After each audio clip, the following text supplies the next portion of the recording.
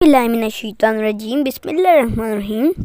السلام علیکم، میرا نام محمد توحید ہے اور میں جماعت سم کا طالب علم ہوں۔ آج ہم پڑھیں گے کہانی چالاک لومڑی۔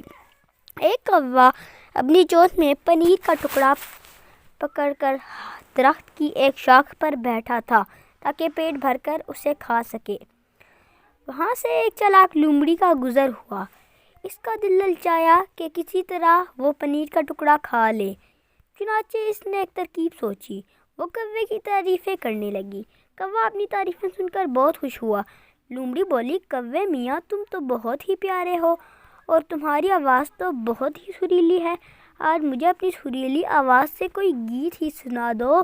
کوا اپنی تعریف پر پھولے نہ سمایا، جھٹ گانے کے لیے تیار ہو گیا۔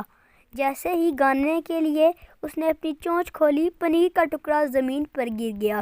لومڑی نے جھٹ سے پنیر کا ٹکڑا منہ میں ڈالا اور بھاگ گئی۔ کوا اپنی بے وقوفی پر بے حد پچھتایا۔